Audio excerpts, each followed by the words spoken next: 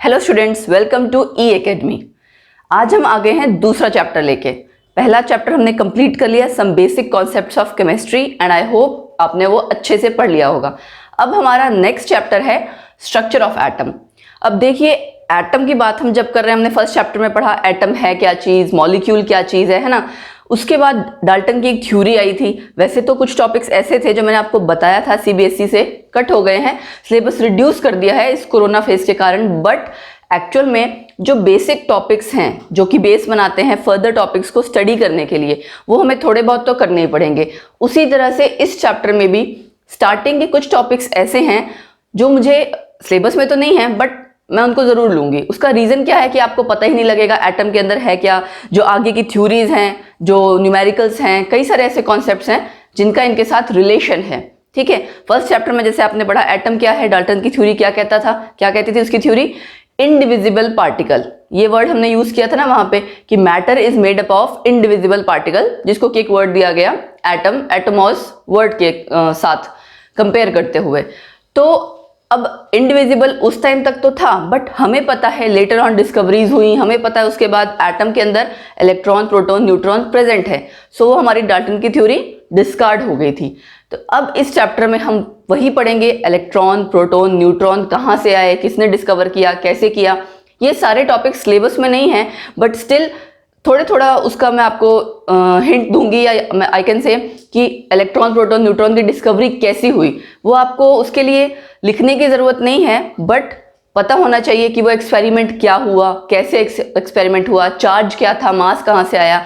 ये सारी चीज़ डिस्कस करने के बाद ही नेक्स्ट फर्दर थ्योरीज आती हैं, या आपको इस चैप्टर से रिलेटेड एटम का स्ट्रक्चर जो है, स्टार्टिंग में तो आप चलिए ठीक है सारी बेसिक चीज़ें हैं, प्रेजेंट का जो आप एटम का मॉडल पढ़ रहे हैं वो उसका सारा बेस यहीं से आता है। सो चलिए स्टार्ट करते हैं। सबसे पहले देखिए मैं आपको बताती हूँ, हमने कहा ना डाल्टन ने क्या कहा था, इनडिविजिबल पार्टिकल है, matter is made up of indivisible particle. अब आपको अगर पिछला चैप्टर ध्यान हो, हमने उसके बाद एक मॉडर्न एटॉमिक थ्योरी भी की थी, है ना। और याद है मैंने उसमें कहा था, कुछ वर्ड्स बताए थे, आइसोटोप्स, आइसोबार्स, वो सारी चीजें यहां अब दोबारा आएंगी क्योंकि हम एटम की बात कर रहे हैं। Matter is made up of indivisible particles, जिनको हमने क्या कहा, ठीक है, एटम्स। लेकिन ऐसे बहुत से कॉन्सेप्ट्स हैं, रिसर्चेस तो होती गई, साइंटिस्ट रिसर्चेस करते गए कि एटम स्टेबल कैसे है, कंबाइन कौन कैसे कर रहा है, डिफरेंट एटम्स। जैसे हमने जो क्वेरीज हमारी पहले थी वो अभी भी थी, तो वो धीरे धीरे करके रिजॉल्व हुई हैं, उनके लिए स्टडीज हुई हैं, साइंटिस्ट ने स्टडी की। वो स्टडी करते करते ही इलेक्ट्रॉन, प्रोटॉन, न्यूट्रॉन की डिस्कवरी हुई। सबसे पहले हम स्टडी करते हैं डिस्कवरी ऑफ इलेक्ट्रॉन। इलेक्ट्रॉन की डिस्कवरी देखिए किसने की थी, जे थॉमसन। ठीक है, आपने 10th में भी पढ़ा होगा थॉमसन मॉडल ऑफ एटम, है ना, ये वही जे थॉमसन है। एक्चुअली हुआ क्या, वैसे तो देखिए अप्रॉक्स 35 सब एटॉमिक पार्टिकल्स हैं, लेकिन उनमें फंडामेंटल पार्टिकल्स 3 ही काउंट होते हैं, इलेक्ट्रॉन, प्रोटॉन और न्यूट्रॉन। सबसे पहले इलेक्ट्रॉन की ही डिस्कवरी हुई। उसमें भी हुआ क्या, एक साइंटिस्ट हुए विलियम क्रूक्स। ठीक है, विलियम क्रूक्स ने एक एक्सपेरिमेंट कंडक्ट किया। क्या एक्सपेरिमेंट था वो, डिस्चार्ज ट्यूब एक्सपेरिमेंट। उस ट्यूब का नाम भी क्रूक्स ट्यूब से फेमस है। इस तरह की जैसे ट्यूब थी, ठीक है, ये इधर आपने एक साइड कैथोड लगा दिया और एक साइड एनोड। ये मैं रफ सा बना रही हूँ, ये आपको डायग्राम आने की जरूरत नहीं है, I am just telling you, या एक्सप्लेन करने के लिए मैंने थोड़ा सा बनाया है, ये आगे फर्दर आपका कनेक्टेड है। तो डिस्चार्ज ट्यूब एक्सपेरिमेंट किया क्या उसमें देखिए, गैस को लिया हमने लो प्रेशर पे, लो एटमॉस्फेरिक प्रेशर पे। उसका रीजन क्या है, नॉर्मल एटमॉस्फेरिक प्रेशर पे या हाई पे गैस कंडक्शन शो नहीं करती है, तो यहाँ पे हमने लिया gas at low atmospheric pressure. ये एक्सपेरिमेंट एक्चुअली किया था विलियम क्रूक्स हैं, उन्होंने स्टडी की थी ये। फर्दर थॉमसन ने वो सारा एक्सपेरिमेंट स्टडी किया है, एंड उसमें से आप कह सकते हैं एक्सट्रैक्ट की है नॉलेज रिगार्डिंग इलेक्ट्रॉन, या रिगार्डिंग इलेक्ट्रॉन भी नहीं कहना चाहिए, रिगार्डिंग कैथोड रेज। बाद में ये चीज़ डिस्कवर हुई कि कैथोड रेज में जो पार्टिकल्स, जो रेज है उसमें पार्टिकल्स हैं वो इलेक्ट्रॉन ही हैं। तो मैं आपको शॉर्ट में बताती हूँ कि एक्सपेरिमेंट में उन्होंने किया क्या। देखिए, एक साइड कैथोड हुआ, एक साइड एनोड। उन्होंने वेरियस, जब ये कंडक्शन हुई गैस की तो उन्होंने नोट किया अलग अलग तरीके से, आप कह सकते हो वेरियस वेज थे जिससे कि नोट किया कि कुछ चीज़ें हैं या कुछ पार्टिकल्स हैं या रेज हैं जो कैथोड से एनोड की तरफ जा रही हैं। हमें पता है कैथोड कितना क्या होता है, नेगेटिव, एंड एनोड पॉजिटिव। ठीक है, अब उसमें भी उन्होंने कई तरीके देखे। सपोज कीजिए कोई एक व्हील या पैडल जैसा बीच में रख दिया तो उसकी शेडो आ रही थी। अच्छा, एक चीज आपकी, और ये जितनी चीजें मैं आपको बताती जा रही हूँ उसका कंक्लूजन थॉमसन ने निकाला। वो कंक्लूजन क्या है? वो कंक्लूजन है प्रॉपर्टीज ऑफ कैथोड रेज। ठीक, तो एक तो हो गया कि शेडो आ रही थी। ठीक, शेडो किसी चीज की कब आएगी? जब कोई पार्टिकल आपका होगा, है ना, पार्टिकल्स का कुछ आप कह सकते हो मास होगा, कोई एक इस तरह की चीज होगी, तभी उसकी शेडो आएगी, अदरवाइज नहीं आएगी। फिर उन्होंने क्या किया कि एक छोटा सा व्हील जिसे एक्सेल पे लगा दिया और वो रोटेट करता हुआ देखा। जब रेज इधर से उधर जा रही थी तो वो रोटेट कर रहा था। इसका मतलब उन पार्टिकल्स में कुछ मास है कि वो पुश कर पा रही है उस व्हील, जो व्हील था आपका, या आप कह सकते हो पैडल जो एक्सेल पे लगा था, उसको पुश कर पा रही है कि वो रोटेट कर रहा है ना। तो एक ये प्रॉपर्टी होगी। इसकी प्रॉपर्टी कंक्लूजन में आपको बाद में बताऊंगी। पहले मैं वो चीज बता रही हूँ जो उन्होंने कंडक्ट किया, एक्सपेरिमेंट या ऑब्जर्व किया। इसी तरह से उन्होंने मैग्नेटिक फील्ड और इलेक्ट्रिक फील्ड अप्लाई करके देखी। उससे क्या पता लगा? डिफ्लेक्शन का, है ना। नेचुरली अगर आप magnetic field, electric field apply करोगे, आपको जो भी चीज थी, कैथोड रेज थी, बाद में हमें पता लग गया कि इलेक्ट्रॉन ही, कुछ तो डिफ्लेक्शन शो करेगा ही। तो उन्होंने वो चीज भी नोट की। वो जितनी भी रेज थी वो हमेशा कैथोड से एनोड की तरफ जा रही थी, इसीलिए उनका नाम पड़ गया कैथोड रेज। ठीक है, अब उसके बाद इसी तरह से फ्लोरेसेंस की बात आई कि वो स्क्रीन ग्लो करती है। तो इसी तरह के जितने उन्होंने एक्सपेरिमेंट या प्रॉपर्टीज स्टडी करने के लिए कुछ चीजें स्टडी की हैं, उसका कंक्लूजन या एक्सट्रैक्शन जो किया वो किया जे थॉमसन ने। वो क्या है? हमारी प्रॉपर्टीज ऑफ कैथोड रेज। तो अब मैं आपको शॉर्ट में प्रॉपर्टीज बता देती हूँ कैथोड रेज की, सो दैट आपको पता रहे कि इलेक्ट्रॉन्स कैसे बिहेव करते हैं। क्योंकि कैथोड रेज में और कुछ नहीं, वो जो स्मॉल पार्टिकल्स थे या जो भी पार्टिकल्स थे जिनकी हम बात कर रहे हैं, जिन चीजों की वो प्रॉपर्टीज हैं, वो सारे पार्टिकल्स इलेक्ट्रॉन ही हैं। ठीक है, तो चलिए अब एक एक करके प्रॉपर्टी स्टडी करते हैं कैथोड रेज की। सो जे थॉमसन ने जो प्रॉपर्टीज से या प्रॉपर्टीज निकाली हैं उस एक्सपेरिमेंट से, वो क्या है देखिए। सबसे पहले है they travel in straight lines. ये दे क्या मतलब है कैथोड रेज के लिए, कि वो स्ट्रेट लाइन में ट्रेवल करती हैं। मैंने आपको एक चीज बताई थी कि शेडो आती है ना, शेडो, शार्प शेडो आती है। शार्प शेडो का मतलब कि बिल्कुल एग्जैक्ट जो आपने ऑब्जेक्ट रखा है वैसा ही फिगर, उसी वैसे जैसा ही फिगर की पूरी शैडो बन गई। वो तभी पॉसिबल है अगर आपकी जो रेज है वो बिल्कुल स्ट्रेट लाइन में हो। सोचिए अगर किसी और एंगल से पड़ रही होगी तो ऑब्जेक्ट बिल्कुल हूबहू उसकी शैडो ऐसी नहीं आएगी, है ना। सो फर्स्ट पॉइंट ये हो गया। Second point, they are made up of material particles. Material particles का मतलब क्या है कि उसमें कुछ पार्टिकल्स हैं जिनके पास मास है या थोड़ा वेट है, जिसकी वजह से मैंने आपको क्या बताया था, एक व्हील या पैडल लगाया हो एक्सेल पे जो रोटेट करता है, जो कि पुश कर सके। पार्टिकल्स में अगर थोड़ा सा भी मास होगा या मटेरियल पार्टिकल्स होंगे तो वो पुश करेंगे और वो आपका व्हील जो लगा हुआ था वो रोटेट करेगा। ठीक। Second, they carry negative charge. ये पता लगा इलेक्ट्रिक फील्ड से कि आपका ये नेगेटिव चार्ज कैरी कर रही थी रेज, तो डिफ्लेक्शन किसकी तरफ होगी? पॉजिटिव प्लेट की तरफ। फाइन। देन है they produce heating effect. Actually इसमें उन्होंने फॉयल यूज की।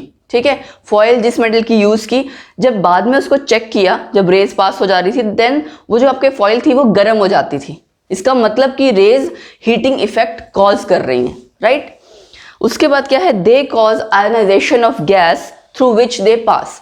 ये भी नोट किया कि गैस जो है वो आयनाइज हो जा रही है, क्योंकि आपके देखिए अगर पार्टिकल्स निकल रहे हैं, आयंस निकल रहे हैं, वो आप एक्सपेरिमेंट के दौरान उन्होंने कई चीजें ऑब्जर्व की। ठीक, तो जे थॉमसन ने एक्सपेरिमेंट 1897 में किए। इसी तरह से 4-5 और इंपॉर्टेंट प्रॉपर्टीज है, वो करते हैं डिस्कस। नेक्स्ट प्रॉपर्टी है they produce X rays when they strike against surface of hard metals.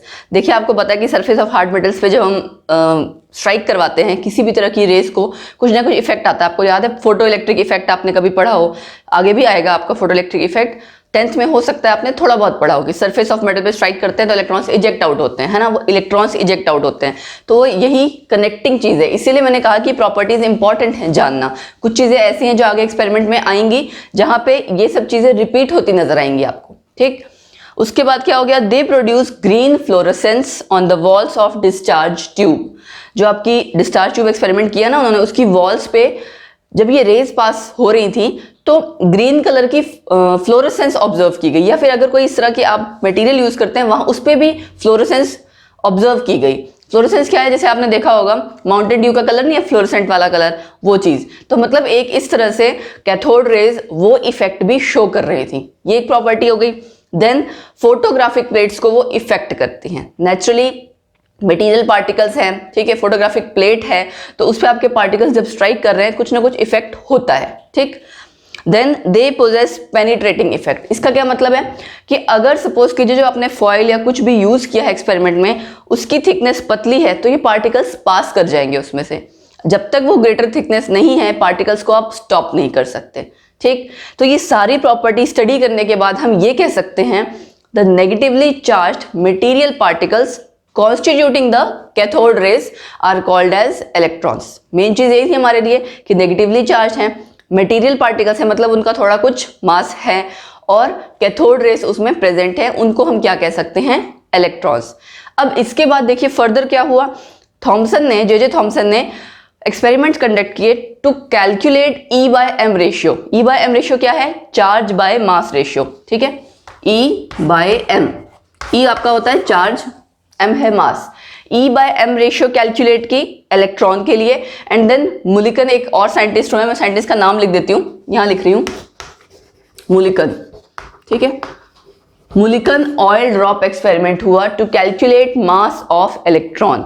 वो एक, आप डिटेल में जाने की जरूरत नहीं है कि एक्सपेरिमेंट क्या हुआ, क्योंकि वो यूजुअली नहीं पूछा जाता है ऐसा, बट पता होना चाहिए कि किस एक्सपेरिमेंट से, क्योंकि कई बार आपका एमसीक्यू सिंपल वाला ही आ जाता है कि कौन सा एक्सपेरिमेंट कंडक्ट हुआ था जिसकी वजह से चार्ज कैलकुलेट हुआ या मास कैलकुलेट हुआ, दैट्स वाई।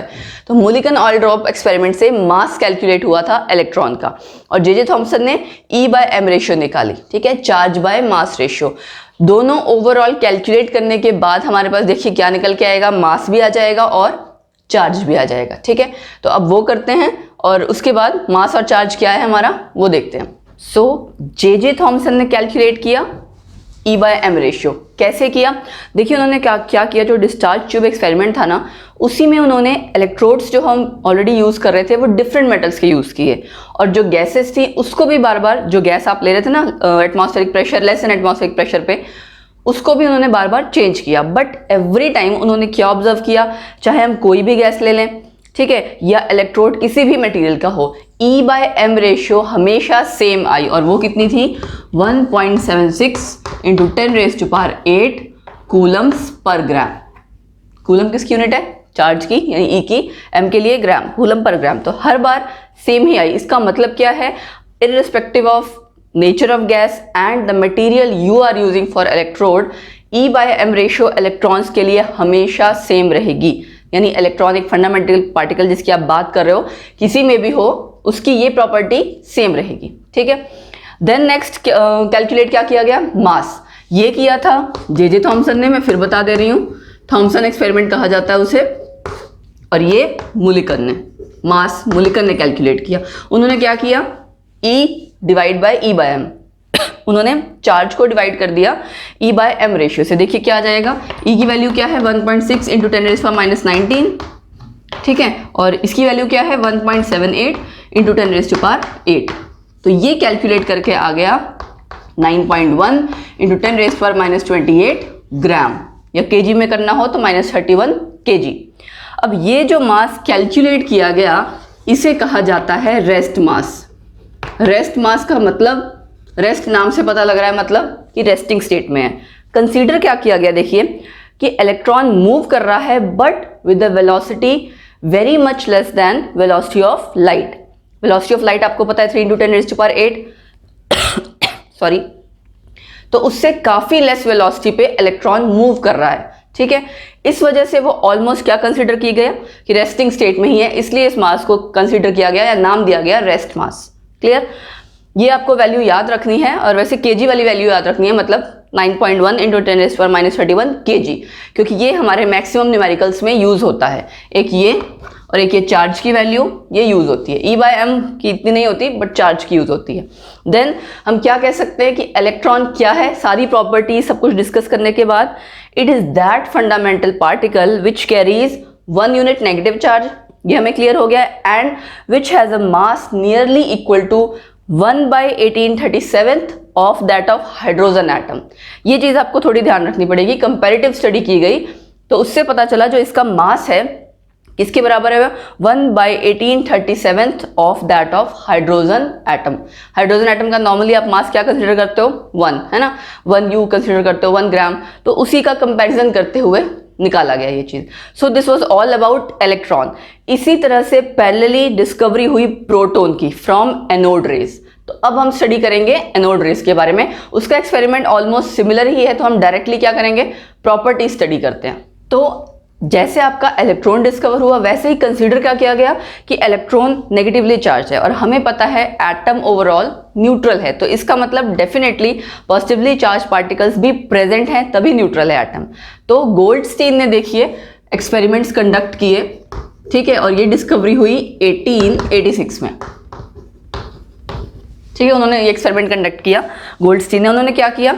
जैसे डिस्चार्ज ट्यूब एक्सपेरिमेंट इलेक्ट्रॉन के लिए हुआ था वैसे ही इन्होंने किया क्या उसमें कि इन्होंने, अब आप सोच रहे होंगे, देखिए एक चीज और, पिछले वाले में ईयर मैंने लिखा था जे थॉमसन 1897, है ना, और ये 1886, ये पहले है। एक्चुअली एक्सपेरिमेंट कब कंडक्ट हुआ उसके बारे में है। ओवरऑल फाइनल कंक्लूजन आया, कब डिस्कवरी हुई, फाइनलाइज हुआ सारी प्रॉपर्टीज, मैंने उसका ईयर बताया था, जे थॉमसन वाला, ठीक है। तो गोल्डस्टीन ने जो एक्सपेरिमेंट कंडक्ट किया उसमें ये देखा 2-3 चीजें चेंज की। एक तो ये कि कैथोड परफोरेटेड लिया। परफोरेटेड मतलब कि बीच में से होल्स हो, कि उसमें से पास कर सके कुछ चीजें, ठीक है, रेज पास कर सके, बेसिकली रेज पास कराने के लिए उन्होंने कंसीडर किया था वो। और जिंक सल्फाइड स्क्रीन का यूज किया, कोटिंग की उसकी ग्लास वॉल पे जो डिस्चार्ज ट्यूब थी उस पे। तो जैसे एक्सपेरिमेंट आपका पहले हुआ था इलेक्ट्रॉन के लिए डिस्चार्ज ट्यूब एक्सपेरिमेंट, वैसे ही पैरेलली सिमिलर प्रोटॉन के लिए भी किया उन्होंने। उसमें उन्होंने क्या देखा कि कुछ रेज, जैसे कैथोड रेज आपकी जिस डायरेक्शन में जा रही थी उसके अपोजिट डायरेक्शन में भी कुछ रेज मूव कर रही हैं, जो कि परफोरेटेड कैथोड के बीच में से निकल के जा रही हैं, ठीक है, और वो अपोजिट डायरेक्शन में थी। तो यानी जैसे कैथोड में आपकी जो रेज थी वो कहाँ थी? नेगेटिव से पॉजिटिव। एनोड रेज आपकी पॉजिटिव से नेगेटिव जा रही थी, मतलब कुछ ऐसा पॉजिटिव पार्टिकल है जो पॉजिटिव साइड से निकल रहा है नेचुरली, जो नेगेटिव की तरफ खींचा चला जा रहा है, अट्रैक्ट हो रहा है। तो रेज की डायरेक्शन पॉजिटिव टू नेगेटिव थी, एंड मोर ओवर उन्हें क्या कहा गया? Canal raise. कैनाल रेज मतलब एनोड रेज को ही कैनाल रेज क्यों कहा गया? क्योंकि मैंने कहा ना परफोरेटेड कैथोड लिया। परफोरेटेड कैथोड मतलब जिसमें बीच में होल्स हैं, उन होल्स में से ये रेज पास करके जा रही थी, इसलिए इनका दूसरा नाम है कैनाल रेज।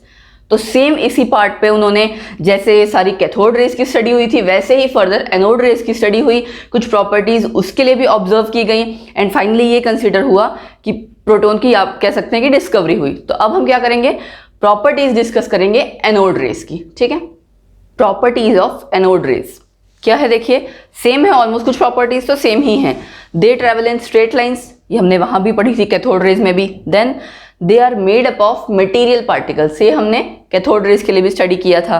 फिर आती है पॉजिटिव रेज, क्योंकि ये एनोड से कैथोड की तरफ जा रही थी, पॉजिटिव चार्ज माना जाता है कि कैरी करते हुए जा रही थी, इसलिए पॉजिटिव रेज, मतलब इसमें पार्टिकल्स जो थे वो पॉजिटिवली चार्ज थे इस वजह से। देन E/m, ये वाली चीज यहां डिफरेंट आई। E/m रेशियो, इसके केस में क्या देखा गया? डिफरेंट था फॉर पार्टिकल्स जो आपने अलग अलग लिए, ठीक है, for particles constituting anode rays. क्यों? क्योंकि आपने जितनी बार अलग अलग गैसेस कंसीडर की उस डिस्चार्ज ट्यूब में, अलग अलग वैल्यूज आई आपकी E/m की। तो ये पॉइंट यहां पे डिफरेंट हो गया फ्रॉम कैथोड रेज। कुछ और ऐसी प्रॉपर्टीज हैं, जैसे सपोज कीजिए आपका ट्रैवल कर रही थी, ठीक है, स्ट्रेट लाइन में हो गया, अच्छा ये तो हमने कंसीडर ही कर लिया। फिर फ्लोरेसेंस शो कर रही थी, तो ऐसे ही 3-4 प्रॉपर्टीज और हैं, वो भी करते हैं, चलिए। देन क्या है आपका अगला पॉइंट? देखिए हमने क्या E और E/m, है ना, उसके लिए भी कंसीडर किया था। E/m यानी E/m रेशियो कैलकुलेट की थी इलेक्ट्रॉन्स के लिए, और मास की वैल्यू कैलकुलेट की थी। तो यहाँ पे भी जब आप कैलकुलेट करेंगे तो क्या आता है? E की वैल्यू जो पार्टिकल्स थे उन रेस के, उसके लिए जब कंसीडर किया गया तो ये देखा गया कि डिपेंडेंट है upon the nature of gas which was taken in the discharge tube. इसीलिए अगर आप गैसेस चेंज करते जा रहे हैं डिस्चार्ज ट्यूब में, तो E की वैल्यू, E/m की वैल्यू दोनों ही चेंज हो रही थी। E/m चेंज हो रही थी ना, E की वैल्यू भी चेंज हो रही थी। फिर कंसीडर किया गया, देखिए अगला पॉइंट क्या है? मास। मास को भी जब चेक किया गया तो ये भी, अगर आप गैसेस चेंज कर रहे हो तो मास की भी वैल्यू चेंज हो रही है। बट ओवरऑल अगर देखा गया तो ये कंसीडर किया गया कि वो वैल्यू 1 यूनिट, जैसे सपोज कीजिए आपके लिए इलेक्ट्रॉन के लिए आई थी ना, वैसे ही 1 यूनिट जब आपने सबसे लाइटेस्ट गैस ली, यानी कि हाइड्रोजन गैस, तब आई है वैल्यू। तो उसके लिए क्या कहा गया फिर कि value is found to be nearly equal to that of atom of the gas. और हाइड्रोजन गैस जब कंसीडर किया तो उसको आप ये कह सकते हो रेफरेंस रखते हुए जो 1 यूनिट वैल्यू आई है उसी का ध्यान रखते हुए उन्होंने वैल्यू कंसीडर की फाइनली। एंड फाइनली आपकी वैल्यू मास की बात कर रही हूँ मैं यहाँ पे। एंड फाइनली आपकी वैल्यू क्या आई है वो देखिए 1.67 इंटू 10⁻⁻27 kg। जैसे आपने वहां पे किया था 9.1 इंटू 10⁻31 है ना kg, यहाँ पे भी अगर ग्राम में होगा तो क्या आ जाएगा देखिए -24 10⁻24। तो अब आपको ये m की वैल्यू याद रखनी है, ठीक। और एक और आपकी प्रॉपर्टी क्या थी, फ्लोरेसेंस। मैंने कहा ना जिंक सल्फाइड स्क्रीन की अगर आप कोटिंग कर देते हो तो ऑब्जर्व किया गया कि जैसे कैथोड रेज फ्लोरेसेंस शो करते थे ये भी शो करती थी। तो ये तो हो गई बात एनोड रेज, कैथोड रेज यानी इलेक्ट्रॉन और प्रोटॉन की। अब जो अगला इशू आया साइंटिस्ट के सामने या आपको कह सकते हो प्रॉब्लम आई वो ये आई, इलेक्ट्रॉन प्रोटॉन दोनों एटम में प्रेजेंट हैं लेकिन किस तरह से प्रेजेंट है, कैसे अरेंज है, किस तरह से अरेंज है कि ओवरऑल न्यूट्रल हैं, ठीक है। और ऑब्वियसली पॉजिटिव चार्ज है, नेगेटिव चार्ज है, तो उनकी अरेंजमेंट इस तरह से होनी चाहिए कि ओवरऑल आपका एटम हमें पता है, ठीक है, कि स्टेबल है। तो उसका रीज़न क्या था, उसके लिए फिर आगे फर्दर कई मॉडल्स दिए गए, धीरे धीरे करके मॉडल्स आने लगे। बट उससे पहले हम क्या करेंगे, एक छोटा सा एक डिस्कवरी ऑफ न्यूट्रॉन, क्योंकि इसके बाद न्यूट्रॉन भी हमें करना है ना, इलेक्ट्रॉन प्रोटॉन न्यूट्रॉन। तो पहले डिस्कवरी ऑफ न्यूट्रॉन कर लेते हैं, उसमें ऐसा ज़्यादा कुछ नहीं है बट जस्ट आपको ओवरऑल न्यूट्रॉन का थोड़ा सा मैं आप कह सकते हैं हिंट दे सकती हूँ कि क्या है। और one more thing, yes, proton की डेफिनेशन आप क्या लिख सकते हैं जैसे इलेक्ट्रॉन की लिखी थी, वो fundamental particle which carries 1 unit positive charge and which has mass equal to that of hydrogen atom. वहां हमने क्या किया था 1/1837 किया था ना, यहां जाएगा equal to that of hydrogen atom, ठीक है। ऑलमोस्ट बाकी आपकी वहां 1 यूनिट नेगेटिव चार्ज था, यहां 1 यूनिट पॉजिटिव चार्ज है डेफिनेशन में। तो इलेक्ट्रॉन हो गया, प्रोटॉन हो गया। अब करते हैं न्यूट्रॉन। न्यूट्रॉन की डिस्कवरी किसने की, चैडविक 1932। उन्होंने क्या किया एक्चुअली, स्कैटरिंग एक्सपेरिमेंट्स किए कुछ, उसमें उन्होंने एक्चुअली किया क्या, कुछ लाइट जो मटेरियल्स है जैसे बेरिलियम, बोरोन, उनको बम्बार्ड कराया अल्फा पार्टिकल से। और उस एक्सपेरिमेंट में उन्होंने ऑब्जर्व किया कि कुछ ऐसी रेज भी निकलती हैं, ऐसे पार्टिकल्स जिनका कोई चार्ज नहीं है बट उनका mass equal to that of proton है। तो इसी तरह से उन्होंने फर्दर जो स्टडी की उससे उनको पता लगा वो पार्टिकल वो जो निकल रहा था दैट इज न्यूट्रॉन, ठीक है। तो क्या आप इसको कैसे डिफाइन कर सकते हैं, it is that fundamental particle which carries no charge but it has mass equal to that of hydrogen atom और प्रोटॉन, ठीक है। अब हमारी ये सारा हम करने के बाद एक बारी कुछ और चीज़ें हैं कि एटॉमिक नंबर क्या, प्रोटॉन नंबर क्या, वो सब भी आएगा क्योंकि वो आपके न्यूमेरिकल्स में काम आता है, न्यूमेरिकल्स या क्वेश्चंस में काम आता है, ठीक है। उसके बाद 1 यूनिट चार्ज, इसकी वैल्यू कितनी है अभी मैंने आपको बताई थी 1.6 इंटू 10⁻⁹ कूलम, या फिर अगर किसी और यूनिट में जैसे कि 4.8 इंटू 10⁻⁻10 इलेक्ट्रोस्टैटिक यूनिट। ये क्यों बताइए, क्योंकि न्यूमेरिकल्स में यूज होता है। तो ओवरऑल हमारा तीनों हो गया, इलेक्ट्रॉन, प्रोटॉन, न्यूट्रॉन। इलेक्ट्रॉन के ऊपर 1 negative charge, proton 1 positive charge, neutron no charge. Mass आपका प्रोटॉन और न्यूट्रॉन का कितना हुआ 1.67 या 1.6 अप्रॉक्स आप कर लो इंटू 10⁻⁻27 kg, और इलेक्ट्रॉन का 9.1 इंटू 10⁻31 kg। ये सारी वैल्यूज आपकी ना यूज होती रहेंगी कहीं ना कहीं, इसलिए इसको आप ध्यान रख लीजिएगा। रिवाइज कर लेते हैं, इलेक्ट्रॉन किसने किया, थॉमसन, प्रोटॉन गोल्डस्टीन और न्यूट्रॉन चैडविक, ठीक। ये सारी स्टडी होने के बाद उसके बाद अच्छा एक चीज़ और आती है, जो आपका टेलीविजन पिक्चर है, ठीक है, टेलीविजन आप कह सकते हो, उसकी पिक्चर की जो ट्यूब होती है, जो पहले वाले टेलीविजन होते थे, वो क्या होता था, उनका बेसिक प्रिंसिपल क्या है एक्चुअली अगर हम जानना चाहें तो वो एक्चुअली और कुछ नहीं कैथोड रे ट्यूब से होती हैं, ठीक है। वो जो उनका अंदर का सेटअप होता है, जो पहले वाले टीवी होते थे डिब्बे वाले, उनका कैथोड रे ट्यूब्स उसके अंदर होती हैं, और वो जो आपको पिक्चर नजर आ रही होती है that is only due to fluorescence. उस स्क्रीन पे जो फ्लोरेसेंस होती है, फ्लोरेसेंस के साथ आपने वो सूटेबल मटेरियल यूज किया होता है जिससे कि कोटिंग हो रखी होती है, उसी वजह से आपको वो पिक्चर नजर आ रही होती है, ठीक है। ये वो जो आपके पहले वाले टेलीविजन थे उनकी बात हो रही है कि उनका बेसिक प्रिंसिपल क्या था, या फिर जो फ्लोरेसेंट ट्यूब्स होती हैं उनका भी यही बेसिक प्रिंसिपल था, ठीक है। उसके बाद एक टॉपिक और आता है रेडियो एक्टिविटी, ठीक है क्या ये रेडियो एक्टिविटी। देखिए रेडियो एक्टिविटी किसने स्टडी किया, किसने डिस्कवर किया, हेनरी बैक्वेरेल, ठीक है। Henry Becquerel. है क्या radio activity? Actually it is spontaneous emission of radiations, है ना। आपको ध्यान हो, मैं एक एक्सपेरिमेंट यहाँ पे इस साइड बना लेते हैं हम, ठीक है, आपको क्लियर हो जाएगा। बड़ा सिंपल सा एक्सपेरिमेंट है, हो सकता है आपने पढ़ा भी होगा। एक हमने कैविटी क्रिएट की लेड की, ठीक, उसमें हमने एक अंदर मटेरियल रखा, यहाँ सेंटर में मैंने मटेरियल रखा हुआ है, तो जिससे कि एमिशन होगी आपकी। ये लेड है, ठीक है, और ये आपकी रेडियो एक्टिव मटेरियल हो गया। जब आप इसमें से रेडियो एक्टिव मटेरियल में से एमिशंस होंगी, वो एमिशंस कहाँ जाएंगी? आपने उनको एक फोटोग्राफिक प्लेट पे फॉल कराया, ठीक है, और क्या किया, इस साइड क्या कर दिया आपने, एनोड कैथोड लगा दिया, इलेक्ट्रोड्स यूज कर लिया, मतलब कैथोड, ठीक, और इस साइड एनोड। अब जब आप उसको electric field, magnetic field provide कराओगे, वो एमिशंस जो होंगी, कुछ तो ऐसी हैं जो स्ट्रेट जाती हैं, कुछ ऐसी हैं जो इस साइड डिफ्लेक्ट हो जाएंगी, कुछ जो इस साइड। ये बेसिक कॉन्सेप्ट है रेडियो एक्टिविटी का, जिसमें हम क्या कह रहे हैं, spontaneous emission of radiations via या थ्रू रेडियो एक्टिव मटीरियल, जैसे कि यूरेनियम हो गया, ठीक है, जो भी यहाँ पे मैंने इसलिए रेडियो एक्टिव मटीरियल जनरल लिख दिया है। यहाँ से एमिशंस हुई। अब इसकी स्टडी क्या की गई कि देखो कुछ रेज ऐसी हैं जो डिफ्लेक्ट किसकी तरफ हो रही हैं, एनोड की तरफ, पॉजिटिव चार्ज की तरफ, ठीक है, तो ये यानी नेचुरली ये डिफ्लेक्ट हो रही है पॉजिटिव की तरफ, तो ये खुद कैसी होंगी, नेगेटिवली चार्ज, तो इनका नाम दे दिया गया बीटा रेज। फिर दूसरी साइड जो नेगेटिव की तरफ डिफ्लेक्ट हो रही है, उनका क्या नाम दे दिया गया, अल्फा रेज, क्योंकि वो खुद पॉजिटिवली चार्ज हैं। और कुछ ऐसी हैं जो अनडिफ्लेक्टेड थी, स्ट्रेट चली गई, that are gamma rays.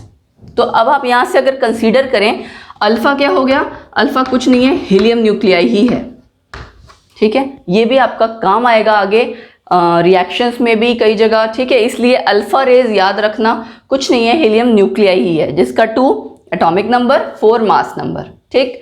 Then beta raise क्या है, इलेक्ट्रॉन, -1 नेगेटिव चार्ज, ठीक, फाइन, ये इलेक्ट्रॉन का सिंबल है, एक तरह से हम इस तरह से लिखते हैं। और गामा रेज आपकी कुछ नहीं है, सिंपल इलेक्ट्रोमैग्नेटिक रेडिएशंस हैं। तो ये पूरा कॉन्सेप्ट था रेडियो एक्टिविटी का। ये भी आगे नेचुरली जितनी आप रिसर्च करते जा रहे हैं, सब जगह कहीं ना कहीं यूज होता ही है, एमिशंस हो ही रही है, रेडिएशन की बात हो रही है, ठीक। आगे और स्कैटरिंग एक्सपेरिमेंट कराए जाएंगे, वहां पे भी इसी तरह से होगा, ठीक है। आगे आपका थिन गोल्ड फॉइल का एक्सपेरिमेंट आएगा, रदरफोर्ड का, वहां पे भी इस तरह की चीजें आएंगी। इसीलिए मैंने आपका बेसिक जो था radio activity, that I told you कि है क्या चीज, ठीक है। अब नेक्स्ट हम आगे मूव करते हैं नेक्स्ट टॉपिक की तरफ। सो नेक्स्ट हमारा टॉपिक है मॉडल्स ऑफ एटम। स्टार्टिंग के जो मॉडल्स दिए गए हम सब कंसिडर करेंगे। सबसे पहला मॉडल था, देखिए, थॉमसन मॉडल, जे थॉमसन का ही दिया हुआ। यहाँ मैंने एक फिगर बनाई हुई है, आप देख सकते हैं, एक पूरा सर्कल सा है, स्फीयर है, वो पॉजिटिव स्फीयर है, उसमें इलेक्ट्रॉन्स आपको एम्बेडेड यानी धंसे हुए दिख रहे हैं। उसने एक्चुअली क्या माना कि आपका जो स्फीयर है पूरा वो पॉजिटिव चार्ज का है, ठीक है, एटम का, उसमें मास जो है पूरा positive charge overall already spread है, और इलेक्ट्रॉन्स इस तरह से धंसे हुए हैं कि ओवरऑल न्यूट्रलिटी आ जाए, मतलब जितना पॉजिटिव चार्ज है उसके हिसाब से इलेक्ट्रॉन्स धंसे हुए हैं कि ओवरऑल एटम आपका क्या बन जाए, न्यूट्रल। तो ये मॉडल आपका किससे इसका दूसरा नाम क्या दिया गया, रेजिन पुडिंग मॉडल, ठीक है। रेजिन क्या होती है, किशमिश, पुडिंग आपकी स्वीट डिश है एक्चुअली, ठीक है। तो किशमिश जैसे धंसी होती है ना हमारी स्वीट डिश में बीच में, चाहे खीर कह लो, चाहे किसी भी चीज को ले लो, कंसीडर कर लो फॉर एग्जांपल, उसी तरह से ये है, इलेक्ट्रॉन्स आप देख सकते हैं बीच बीच में धंसा है। या फिर इसका नाम दिया गया वाटरमेलन मॉडल, क्योंकि उसमें भी सीड्स पूरे इसी तरह से धंसे होते हैं।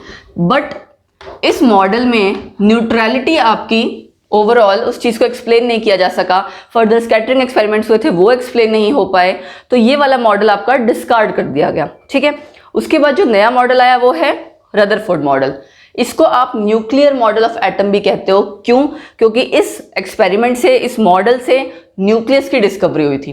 क्या किया, देखिए रदरफोर्ड ने, यहाँ मैंने एक डायग्राम बनाया हुआ है, इसमें एक आपको ब्लॉक ऑफ लेड दिया हुआ है, मैंने रेडियो एक्टिविटी इसीलिए पढ़ाया था, ठीक है। उसमें सेंटर में रेडियो एक्टिव मटेरियल रखा है रेडियम, उसने रेडियम लिया था, और इसमें से निकल रही हैं आपकी अल्फा रेज। अल्फा रेज को उसने फॉल करवाया थिन गोल्ड फॉइल पे, यानी बम्बार्डमेंट कराई है अल्फा रेज की थिन गोल्ड फॉइल पे, ठीक है। और ये जो सेंटर में क्या है, स्लिट ली हुई है कि रेज आपकी स्ट्रेट ही जाए, स्कैटर्ड होके ना जाए, एक सिंगल रे आपकी जाए। और ये जो आपका गोला सा है ये क्या है, जिंक सल्फाइड स्क्रीन, जिसपे कि फ्लोरेसेंस होती है, जो हमने पहले अभी पढ़ा। सेम वही चीज है, उसी को कंसीडर करते हुए पूरा स्कैटरिंग एक्सपेरिमेंट उन्होंने किया। अब देखा क्या उसने, ऑब्जर्व क्या किया कि जो अल्फा रेज निकल रही थी, कुछ तो बिल्कुल स्ट्रेट चली गई, कुछ आपकी डिफ्लेक्ट हो गई ऊपर को, कुछ नीचे को, क्योंकि उसने फील्ड अप्लाई की हुई थी। ठीक है, अब इस सारे से पता क्या लगता है, और कुछ ऐसी थी जो कहीं डिफ्लेक्ट नहीं, सीधे स्ट्रेट चली गई सेंटर वाली। तो एक एक करके हम डिस्कस करते हैं पॉइंट। डिफ्लेक्शन बिल्कुल नहीं हुई, इसका मतलब क्या है, एटम के अंदर काफी सारा एम्प्टी स्पेस है। डिफ्लेक्शन भी इसलिए नहीं होगी ना क्योंकि खाली एरिया होगा तो कहीं भी जा सकती है रेज। तो फर्स्ट पॉइंट उसने क्या कंसीडर किया कि एटम के अंदर काफी खाली स्पेस है, इसीलिए कोई डिफ्लेक्शन नहीं हुई। दूसरा उसने क्या किया, कुछ ऐसी थी जो डिफ्लेक्ट हो रही हैं थ्रू स्मॉल एंगल्स। अब डिफ्लेक्ट आपकी अल्फा रेज कब होंगी, जब पॉजिटिव चार्ज ही हो, क्योंकि अल्फा रेज का भी पॉजिटिव चार्ज। और रिपल्शन कब होगी, जब पॉजिटिव वाली चीज ही कुछ हो वहां पे। तो उसने क्या कंसीडर किया कि कुछ है पॉजिटिव चार्ज या पॉजिटिव वाली कोई पार्टिकल या चीज जिसकी वजह से डिफ्लेक्शन हो रही है थ्रू स्मॉल एंगल्स। तीसरी चीज जो उसने ऑब्जर्व की वो ये की कि जब रेस निकल रही थी तो कुछ आपकी ऐसी थी जो कंप्लीटली डिफ्लेक्ट बैक हो गई। उसका कारण क्या है, डिफ्लेक्ट हो रही है तो इसका मतलब पॉजिटिव चार्ज है, और कंप्लीटली डिफ्लेक्ट हो रही है उसका मतलब क्या होगा कि कोई तो हैवी पार्टिकल है सेंटर में जिससे कि वो टकरा के कंप्लीटली वापस आ गई। तो ये सारी स्टडी करने के बाद उसने क्या कंसिडर किया कि एटम के सेंटर में न्यूक्लियस तो नहीं, उसने कहा एक पॉजिटिव चार्ज बॉडी प्रेजेंट है जो कि हैवी है, और उसी को फर्दर फिर नाम क्या दिया गया, न्यूक्लियस। तो इस तरह से डिस्कवरी किसकी हुई, न्यूक्लियस की। और रदरफोर्ड का उसके बाद फिर मॉडल आया, अब हम वो पढ़ेंगे मॉडल कि कैसे न्यूक्लियस कहाँ है, इलेक्ट्रॉन प्रोटॉन कहाँ है, वो पढ़ेंगे। आई होप ये एक्सपेरिमेंट आपको क्लियर हो गया होगा क्योंकि ये इंपॉर्टेंट है। नो डाउट सिलेबस में नहीं है बट इंपॉर्टेंट है कि न्यूक्लियस कहाँ से आया, कैसे आया। ठीक, सो नेक्स्ट स्टडी करते हैं रदरफोर्ड का मॉडल, बेसिक कि इलेक्ट्रॉन प्रोटॉन और न्यूक्लियस कैसे प्रेजेंट है। सो रदरफोर्ड मॉडल के अकॉर्डिंग देखिए क्या उसने कंसीडर किया, दो पार्ट हैं पूरे मॉडल के, आप कह सकते हो पूरे एटम के, न्यूक्लियस और एक्स्ट्रा न्यूक्लियर पार्ट। ठीक है, मतलब न्यूक्लियस से बाहर वाला पार्ट। इस डायग्राम में देखिए सेंटर में न्यूक्लियस है, पॉजिटिवली चार्ज बॉडी, और इलेक्ट्रॉन्स उसके आसपास हैं। तो इसने क्या कहा कि सेंटर में पॉजिटिवली चार्ज बॉडी है जिसको हम क्या कहते हैं, न्यूक्लियस। ठीक है, उसका पॉजिटिव चार्ज किस वजह से है, उसने ये कहा कि मेनली पूरे एटम का मास कहाँ कंसंट्रेटेड है, न्यूक्लियस में। ठीक है, मेनली मास किस चीज का है, न्यूक्लियस का, है ना। मतलब पूरे एटम में अगर एटम का ओवरऑल मास कंसीडर कर रहे हो तो वो क्यों हैवी है, क्यों उसका मास है, just because of mainly nucleus. उसका रीजन है कि इलेक्ट्रॉन्स का मास ऑलमोस्ट नेग्लिजिबल है। तो क्या कंसीडर किया गया कि मास खाली प्रोटॉन्स और न्यूट्रॉन्स का ही है। अब प्रोटॉन्स और न्यूट्रॉन्स का मास है, न्यूक्लियस पॉजिटिव चार्ज भी है, तो इससे कंसीडर किया गया कि न्यूक्लियस के अंदर ही प्रोटॉन और न्यूट्रॉन प्रेजेंट है। प्रोटॉन के पॉजिटिव चार्ज के कारण ही न्यूक्लियस का पॉजिटिव चार्ज है। ठीक, दो चीजें निकल के आई, सेंटर में न्यूक्लियस है, पॉजिटिवली चार्ज बॉडी, उसके अंदर क्या है, प्रोटॉन्स एंड न्यूट्रॉन्स। न्यूक्लियस का मास ऑलमोस्ट मतलब एटम का पूरा मास ऑलमोस्ट कंसंट्रेटेड है न्यूक्लियस में। न्यूक्लियस का पॉजिटिव चार्ज प्रोटॉन की वजह से है। ठीक, ये सारी चीज इससे फाइनल हुई न्यूक्लियस वाले पार्ट से।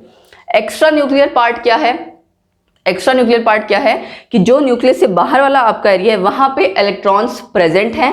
ठीक है, ये देखिए जैसे मैंने साइड में दिखाए हुए हैं। ठीक, और ओवरऑल न्यूट्रलिटी के लिए जितने प्रोटॉन्स हैं उतने ही न्यूट्रॉन्स हैं, है ना, तभी न्यूट्रल होगा। फिर नेक्स्ट चीज आपकी ये आती है कि इलेक्ट्रॉन्स अट्रैक्शन फील करेंगे due to this positive charge, तो ये तो अट्रैक्ट होकर न्यूक्लियस में गिर जाने चाहिए।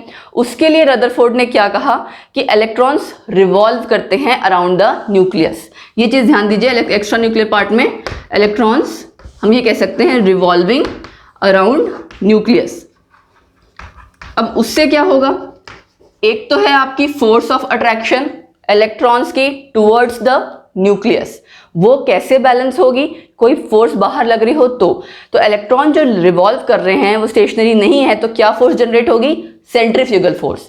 तो आपकी फोर्स ऑफ अट्रैक्शन किसके किसके बीच, बिटवीन इलेक्ट्रॉन्स एंड न्यूक्लियस, यही कहेंगे ना ये कैसे आपकी बैलेंस्ड होती है, इसके बजाय मुझे लिखना चाहिए बैलेंस्ड, है ना, बैलेंस्ड बाय सेंट्रीफ्यूगल फोर्स, है ना। सेंट्रीफ्यूगल फोर्स कहाँ से आई, क्योंकि इलेक्ट्रॉन आपके रिवॉल्व कर रहे हैं, सॉरी रोटेट नहीं कहेंगे, रिवॉल्व कर रहे हैं around the nucleus, naturally revolve कर रहे हैं, स्टेशनरी नहीं है, तो एक फोर्स बाहर की तरफ जनरेट हो रही है, एक फोर्स अंदर की तरफ, वो दोनों फोर्स एक दूसरे को बैलेंस करती हैं, कैंसिल आउट करती हैं, जिसकी वजह से इलेक्ट्रॉन्स न्यूक्लियस में नहीं गिरते हैं। ये थी आपके रदरफोर्ड मॉडल की थ्योरी कह सकते हो या उसका कॉन्सेप्ट। तो एक तरह से काफ़ी कंट्रीब्यूशन मानी जाती है रदरफोर्ड की। उसका कारण क्या है कि उन्होंने सबसे पहला मॉडल दिया एटम का कि एटलीस्ट थोड़ा बहुत तो आइडिया दिया कि इलेक्ट्रॉन कहाँ, प्रोटॉन कहाँ और प्रेजेंस कैसी, चार्ज एंड ऑल। इस वजह से रदरफोर्ड मॉडल जो है वो काफ़ी हद तक कंसीडर किया जाता है। अब यहाँ देखिए बात आ रही है प्रोटॉन, न्यूट्रॉन, इलेक्ट्रॉन, ठीक है, एटॉमिक नंबर क्या चीज़ है। तो नेक्स्ट टॉपिक हम इसी से रिलेटेड करेंगे कि number of protons, number of neutrons, इन सब का आपस का रिलेशन। सो नेक्स्ट आता है atomic number and mass number. अब देखिए हमें पता लग गया एटम क्या है, न्यूट्रल, तो जितने नंबर ऑफ प्रोटॉन्स होंगे उतने ही इलेक्ट्रॉन्स होंगे हमारे एटम में, तभी न्यूट्रल है, अदरवाइज नहीं। तो एक चीज लिखते हैं, नंबर ऑफ प्रोटॉन्स किसके बराबर हुए हमारे, is equal to number of electrons. ये सबके लिए है केस, चाहे कोई भी एटम हो आपका, है ना। एक चीज तो ये हो गया। अब number of protons, number of electrons वही है जो एक्चुअली आपका एटम का नंबर है। तो इसके लिए क्या कह दिया गया, एटॉमिक नंबर, कि atomic number is that number which is equal to number of protons present in that atom और number of electrons present in that atom. तो इलेक्ट्रॉन प्रोटॉन जितने हैं यहां लिख देती हूं मैं, प्रेजेंट इन एटम, ठीक है, ये दोनों के लिए है कंबाइंड, ठीक है। ये हो गया एटॉमिक नंबर। तो प्रोटॉन्स को हम डिनोट करते हैं Z से, या आप ये कह सकते हैं एटॉमिक नंबर को हम डिनोट करते हैं Z से। दूसरी चीज क्या है, देखिए mass number.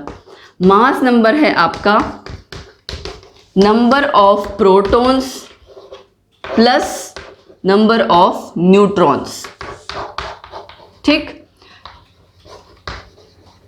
Number of protons plus number of neutrons, या इसको शॉर्ट में कह दिया जाता है P प्लस एन। अभी आपने देखा होगा थोड़ी देर पहले मैंने P प्लस एन लिखा था ना, ये वही चीज है। न्यूक्लियस के अंदर दोनों प्रेजेंट हैं, प्रोटॉन भी और न्यूट्रॉन भी।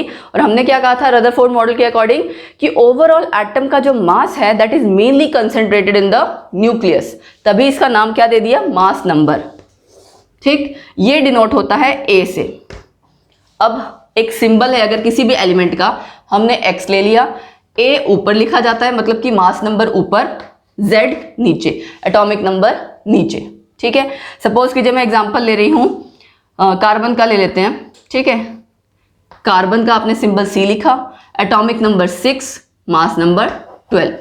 तो ये क्या हो गया, पूरा आपका एलिमेंट का symbol along with atomic number and mass number जो आपने रिप्रेजेंट किया। तो आप इसको ये कह सकते हैं representation of an atom of the element, ठीक। मास नंबर हो गया, एटॉमिक नंबर हो गया।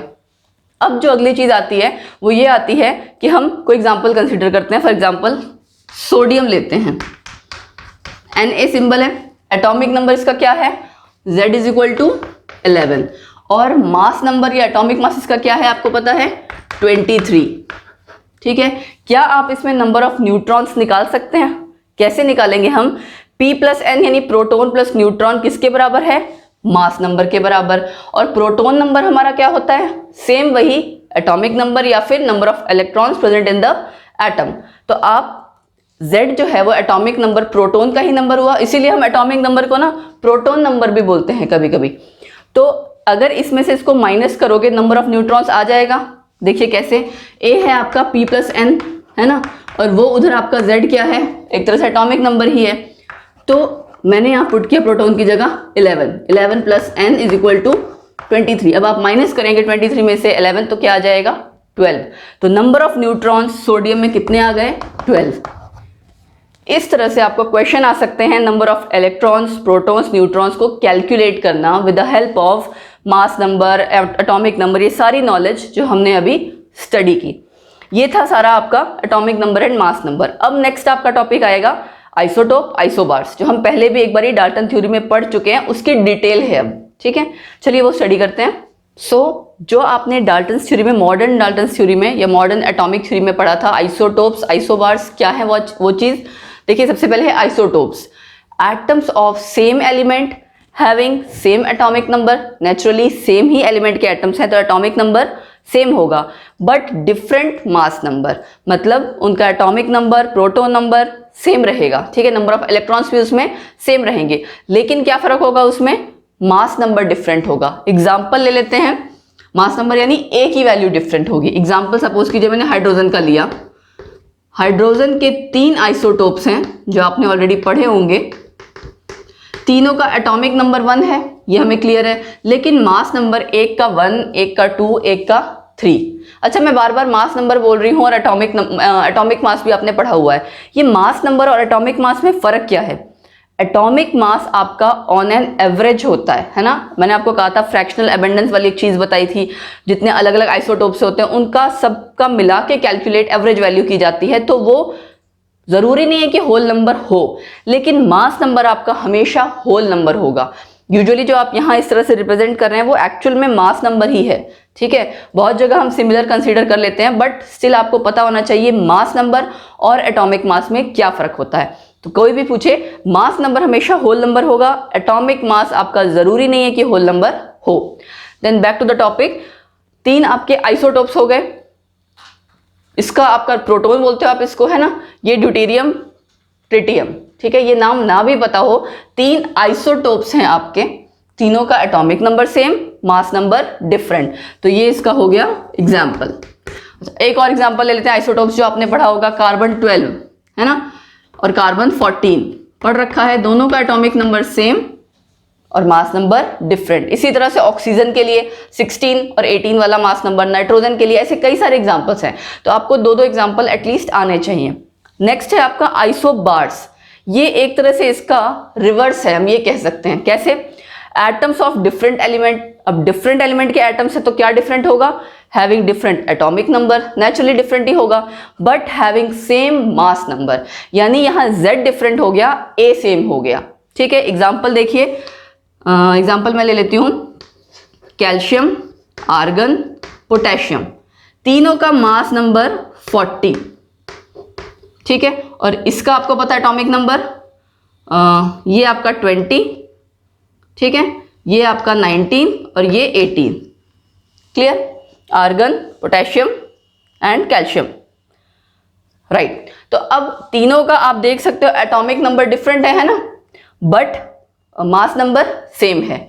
यहां से आपको क्या पता लग रहा है? जैसे ये है, ये आपका 19 और ये 40, एक्चुअली पोटेशियम का जो एक्चुअल मास नंबर है या आप एटॉमिक मास जो कंसीडर करते हो वो, और ये आइसोटोप है ना, ऐसे ये तो आपका इसका एक्चुअल था ही, आर्गन का भी इसका ये एक्चुअल नहीं है। तो इस तरह से हम क्या कहना चाह रहे हैं कि ये आपस में, जिनके मास नंबर सेम है, एटॉमिक नंबर डिफरेंट है, वो आपस में आइसोबार्स हैं, लेकिन यही एलिमेंट आपका किसी और के साथ आइसोटोप भी हो सकता है। क्यों? क्योंकि उसका मास नंबर उसके साथ डिफरेंट हो जाएगा, लेकिन एटॉमिक नंबर सेम होगा, अपने ही एलिमेंट के साथ हो सकता है, ठीक है।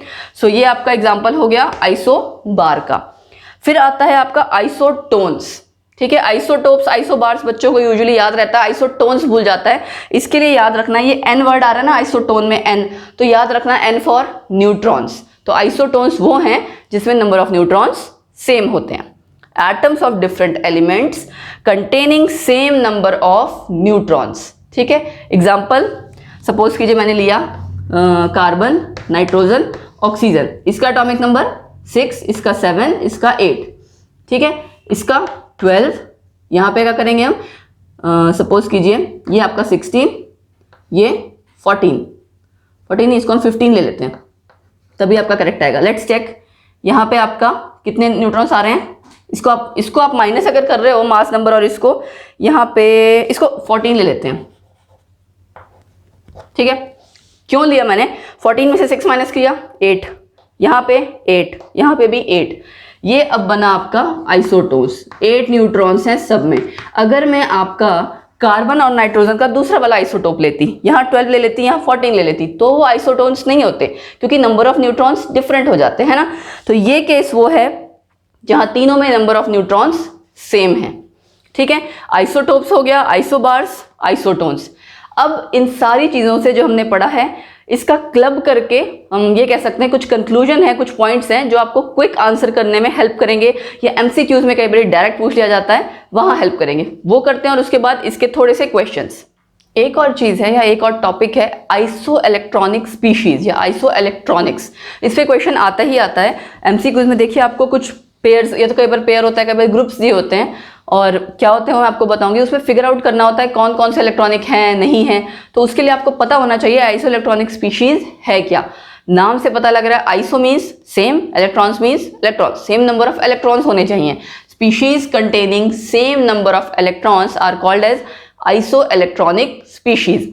सपोज कीजिए मैं एग्जांपल लेती हूँ कोई O2 negative, F negative, then neon, sodium plus, Mg2 plus and Al3 plus. ये मैंने काफ़ी सारे आइटम्स साथ में एलिमेंट्स ले लिए, सबके ऊपर अलग अलग चार्ज है। ऑक्सीजन का एटॉमिक नंबर 8, 8 + 2 10 इलेक्ट्रॉन्स, 9 + 1 10 इलेक्ट्रॉन्स। मैं क्या कर रही हूँ, एटॉमिक नंबर ले रही हूँ, और जो उसका चार्ज है उसके हिसाब से, अगर नेगेटिव चार्ज है तो इलेक्ट्रॉन्स नेचुरली उतने प्लस होंगे, पॉजिटिव चार्ज है तो उतने इलेक्ट्रॉन्स कम हो जाएंगे। तो यहाँ क्या आ गया 10, यहाँ भी 10 आ गया, 9 + 1 10, इसका होता ही 10 है ना। सोडियम का 11 में से 1 कम 10, 12 में से 2 कम 10, 13 में से 3 कम 10, तो सब में क्या है 10 इलेक्ट्रॉन्स। तो जब आपको इसका क्वेश्चन आएगा आपने क्या करना है, जस्ट एटॉमिक नंबर देखना है, जो उसका चार्ज है वो देखना है, और कैलकुलेट करना आपको आना चाहिए कि कितने नंबर ऑफ इलेक्ट्रॉन्स प्रेजेंट है। क्लियर, ये हो गई आइसो इलेक्ट्रॉनिक स्पीशीज। अब जितना आपने अभी सारा टॉपिक पढ़ा, आइसोटोप्स, आइसोबार्स, आइसोटोन्स, उसको क्लब करके कुछ मैं कह सकती हूँ कि शॉर्टकट्स हैं जो कि एमसीक्यूज में आपको हेल्प करेंगे। क्योंकि एग्जाम टाइम में कई बार असर्शन रीजन के क्वेश्चंस आते हैं, या आपका क्वेश्चन ऐसा आता है चार्ज स्टेटमेंट दी है, उसमें बहुत सोचने में कई बार टाइम वेस्ट हो जाता है। तो उसके लिए मैंने आपका क्या किया है, शॉर्ट में कुछ चीजें लिखी हैं। देखिए क्या है वो, आइसोटोप्स में सेम प्रोटॉन डिफरेंट न्यूट्रॉन, मतलब सेम नंबर ऑफ प्रोटॉन्स होते हैं, ये आपको पता है, क्योंकि आइसोटोप्स है यानी एटॉमिक नंबर सेम, तो proton number same, but different number of neutrons होंगे। ये 3 चीज आपको थोड़ी सी याद रखनी पड़ेगी, ठीक। देन आइसोबार्स में different protons, yes, proton number, atomic number हमारा डिफरेंट होता है, डिफरेंट एंड न्यूट्रॉन्स भी डिफरेंट होते हैं, ठीक है। देन आइसोटोन्स में डिफरेंट नंबर ऑफ प्रोटॉन्स हैं but same number of neutrons हैं। तो ये आपको याद रखना पड़ेगा, सेम डिफरेंट, डिफरेंट सेम कब क्या चीज है। इसलिए मैंने 3 ये क्लब करके लिख दिया ताकि आपको ये हेल्प कर सके एग्जाम टाइम के लिए। फिर एक चीज और है, देखिए आपका न्यूट्रल एटम जो है उसमें नंबर ऑफ इलेक्ट्रॉन्स और नंबर ऑफ प्रोटॉन्स इक्वल है, Z, जिसको हम कंसीडर करते हैं। लेकिन एनायन और कैटायन, इसके केस में क्या होगा, एनायन मतलब नेगेटिव आयन, अगर इसको मैं रिप्रेजेंट कर रही हूँ Xn नेगेटिव से, और कैटायन को Mn पॉजिटिव, तो एनायन आपका नेगेटिव आयन है, इसका मतलब वहां पे इलेक्ट्रॉन्स ज्यादा हैं एज कंपेयर टू प्रोटॉन। तो आप इलेक्ट्रॉन्स कैसे कैलकुलेट कर सकते हो, एटॉमिक नंबर या प्रोटॉन नंबर आपका जो था प्लस n, ये n क्या है, वो चार्ज जो आपका उस एटम के ऊपर है, n नेगेटिव वाला, n दैट इज चार्ज, यहाँ पे n चार्ज है, न्यूट्रॉन नहीं है। ऐसे ही कैटायन के केस में, पॉजिटिव एनायन के केस में प्रोटॉन ज्यादा होगा नेचुरली, तभी वो कैटायन, क्योंकि प्रोटॉन का चार्ज ज्यादा हुआ ना, इलेक्ट्रॉन्स कम हो गए क्योंकि वो कैटायन है, एंड इलेक्ट्रॉन्स कम हुआ। यहाँ इलेक्ट्रॉन आप कैसे करोगे, वो जो आपकी चार्ज की वैल्यू थी 1 + 2 + जो भी है उसको एटॉमिक नंबर में से माइनस करोगे, ठीक। तो ये सारा आप कह सकते हो क्लब करके शॉर्टकट्स थे। अब हम कुछ क्वेश्चंस करते हैं जिसकी वजह से आपको हेल्प मिलेगी, ये टॉपिक क्लियर हो जाएगा। तो देखिए आपको एग्जाम में क्वेश्चन कैसे आएगा, कोई भी एक इस तरह से एलिमेंट दिया होगा, सिंबल उसका along with atomic number and mass number, पूछा आपसे कई सारी चीजें हो सकती हैं। पहला क्वेश्चन देखिए क्या है, find atomic number, mass number, number of protons, electrons and neutrons. क्या करेंगे आप, सबसे पहले आपको उस सिंबल से क्या पता लग रहा है, एटॉमिक नंबर पता लग रहा है ना, so what you will write, atomic number, ठीक है, is equal to number of protons is equal to number of electrons. ये हमें पता है, यानी हमारा एटॉमिक नंबर निकल गया, प्रोटॉन निकल गया, इलेक्ट्रॉन किसके बराबर आएगा 92। 3 चीज निकल गई। अब क्या निकालना है, नंबर ऑफ न्यूट्रॉन्स और मास नंबर। मास नंबर भी आपको दिख रहा है कितना, mass number is equal to 238। Clear, क्या रह गया, नंबर ऑफ न्यूट्रॉन्स। न्यूट्रॉन्स आपका कहां से आएगा, P plus n, mass number किसके बराबर होता है? देखिए, mass number is equal to number of protons plus number of neutrons, यही होता ना। अच्छा, एक चीज और, P प्लस एन को हम, ये प्रोटॉन्स और न्यूट्रॉन्स को हम न्यूक्लियॉन्स कहते हैं, ये वर्ड याद रखिएगा, बताना मैं भूल गई, न्यूक्लियॉन्स, NuCleons, ठीक है, न्यूक्लियॉन्स। तो ये आपका P प्लस एन होता है। P आपका क्या है? आपको P पता है, मास नंबर पता है, न्यूट्रॉन्स नहीं पता ना, तो मास नंबर में से अगर आप नंबर ऑफ प्रोटॉन्स को माइनस कर दें तो कैलकुलेट हो जाएगा। मास नंबर है 238 माइनस 92, ये आपका आगे वैल्यू 146, तो यानी इसमें 146 नंबर ऑफ न्यूट्रॉन्स हैं। क्लियर? एक क्वेश्चन फिर, अब जैसे ये तो आपका न्यूट्रल एलिमेंट था, इसी तरह से आपके क्वेश्चन किस पे आ सकते हैं? कैटायंस पे, एनायंस पे, वो आपको पता होना चाहिए। कई बार तो ऐसा होगा सिंबल दिया होगा, कई बार इस तरह से दिया होगा, कैल्शियम आयन है, ठीक है, वैसे तो आपको पता है, देखो कैटायन होता है, बट स्टिल उसने खाली कैल्शियम आयन दिया है क्वेश्चन में, एटॉमिक नंबर दिया है और नंबर ऑफ न्यूट्रॉन्स दिए हैं, ठीक है। कैलकुलेट करना है आपको बाकी सारी चीजें। सबसे पहले क्या करेंगे हम? एटॉमिक नंबर दे रखा है, क्या लिखेंगे हम? नंबर ऑफ प्रोटॉन्स हमारे आ गए 20, इलेक्ट्रॉन्स हमारे अब उतने नहीं आएंगे। उसका कारण क्या है? क्योंकि ये आयन है। एटॉमिक नंबर पता लग गया, नंबर ऑफ प्रोटॉन्स पता लग गए, ठीक है। P प्लस एन क्या होता है? Mass number. P plus n is equal to mass number. Mass number यहां से हमारा कैलकुलेट हो जाएगा। प्रोटॉन कितना है? 20, एन कितना है? न्यूट्रॉन कितना था? 20, 20 प्लस 20 इज इक्वल टू 40, ठीक है, ये कैलकुलेट हो गया। अब अगर मैं कहूं यहां पे इलेक्ट्रॉन्स निकालना है तो क्या आप निकाल सकते हैं? तो इलेक्ट्रॉन्स आप कैसे निकालेंगे? क्वेश्चन में और कुछ गिवन नहीं है, तो आपको क्या कंसीडर करना है? आपको पता है कैल्शियम कैटायन ही बनाता है और 2 प्लस बनाता है, तो 2 इलेक्ट्रॉन्स शॉर्ट होंगे, तो आप क्या करेंगे? नंबर ऑफ इलेक्ट्रॉन्स कैसे आ जाएंगे? प्रोटॉन नंबर जो भी था आपका, एटॉमिक नंबर जो भी था, उसमें से 2 minus 20 minus 2 is equal to 18, ठीक। तो एग्जाम में आपको इस पे बेस्ड क्वेश्चन आता ही आता है। आइसोटोप्स, आइसोबार्स, 4 ऑप्शन दे दी जाएगी, पूछा जाएगा which one of the pairs are isotopes या आर नॉट आइसोटोप्स, इस तरह से पूछ लिया जाता है। सेम चीज आइसोबार्स, आइसोटोन्स और आइसो इलेक्ट्रॉनिक स्पीशीज पे पूछी जाती है। आइसोटोप्स और आइसो इलेक्ट्रॉनिक स्पीशीज, ये 2 चीज बहुत पूछी जाती हैं। और उसके अलावा ये आता है mass number, atomic number calculate करना, कई बार टैबुलर फॉर्म में आ जाता है और कॉलम्स बना देते हैं इन सारी चीज़ों के, एटॉमिक नंबर, मास नंबर, और ये 3 फिल इन द ब्लैंक्स की फॉर्म में आता है। कुछ कुछ चीज़ें गिवन होती हैं, कुछ आपको कैलकुलेट करनी होती है। तो ये सारा आपका एक तरह से आप कह सकते हो कि बेसिक है स्ट्रक्चर ऑफ एटम का, ठीक है। इसके बाद जैसे जैसे हम बढ़ते जाएंगे फर्दर थ्योरीज आती जाएंगी। जैसे इस लेक्चर में तो हम इतना ही है, नेक्स्ट लेक्चर में हम आगे फर्दर थ्योरीज पढ़ेंगे कि कौन कौन सी थ्योरीज आई, और नए मॉडल्स मूव ऑन करते करते हम फर्दर जाएंगे बोहर मॉडल पे, ठीक है। तो this was all for this lecture. I hope आपको ये समझ में आ गया होगा, बेसिक्स सारे समझ में आ गए होंगे। नो डाउट ये सिलेबस में नहीं है, मैं फिर से रिपीट कर रही हूँ, तो किसी को इस चीज़ के लिए ऑब्जेक्शन ना हो, बट बहुत इंपॉर्टेंट पार्ट है ये फॉर अंडरस्टैंडिंग फर्दर टॉपिक्स।